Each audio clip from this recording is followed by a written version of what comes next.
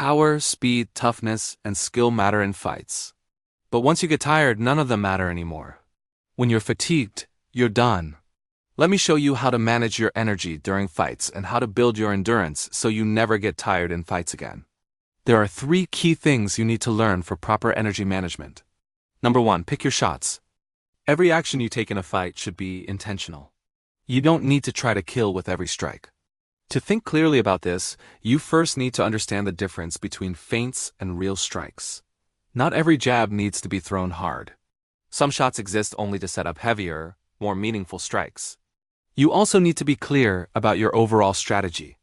If you're a powerful fighter who relies on knockouts, your goal should be to use light feints and movement, then land clean, accurate, powerful shots. But if you're not a knockout-focused fighter, your strategy may be to deal damage gradually by throwing shots at around 70% intensity. This allows you to accumulate damage while conserving energy and lasting longer in the fight.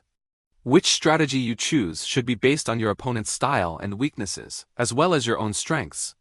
Number 2, stay relaxed and don't tense your muscles. Nervousness puts you under pressure, and this makes you tense your muscles, which burns energy for no reason. The main sources of anxiety in fights are fear of getting hurt and the pressure of being judged by people who are watching. The best way to reduce this anxiety is simply to get better at fighting, which builds confidence in your ability to handle situations. But even then, you'll still feel nervous, and that's normal. Some nervousness is expected in fights and can even sharpen your senses. The goal isn't to eliminate it, but to control it so it doesn't tense your muscles and drain your energy. Number 3, breathing and recovery in fights. Try to always breathe through your nose. Nose breathing helps you take in oxygen more efficiently and keeps you calmer. Even when the fight gets intense, don't hold your breath and keep air moving in and out.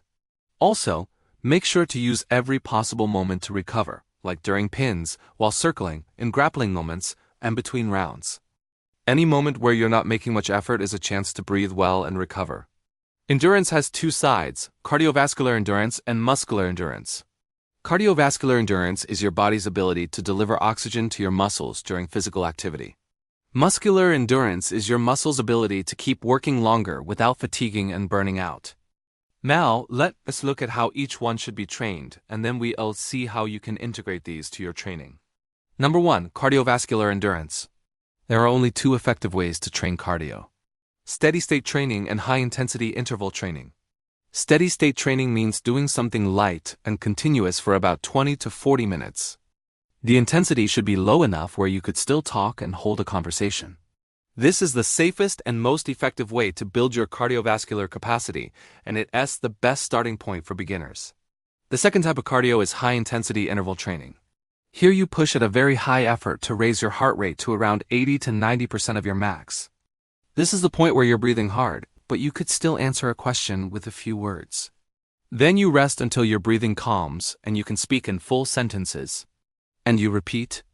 The usual range for this type of training is 3 to 10 rounds.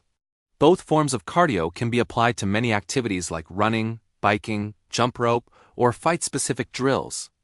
Now that cardio is clear, let's talk about muscular endurance and then how to integrate everything into your training. There are many scientific researches about muscular endurance, but you don't need to know about any of them. Here is what you need to know. Muscular endurance is trained by putting your muscles under light continuous tension and also by putting them under intense tension where they start to burn out.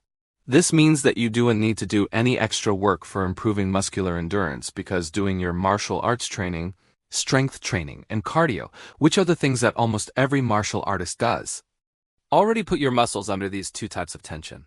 So you don't need to do any specific work for your muscular endurance. Now, let's see how you should integrate all these into your training. For muscular endurance, as I said, you don't need any extra work. For cardio, if your martial arts sessions don't really cover it, you should add separate sessions. For most people, 2 cardio sessions per week are enough. Professional fighters might do more, even up to 6 or 7 days per week. Ideally, you should be doing both steady-state training and high-intensity intervals. This prepares your body for both long-duration effort and explosive actions. You don't need to keep the 2 types of cardio in separate sessions. Instead, in each cardio session, you can start with steady-state training and then finish with some high-intensity intervals.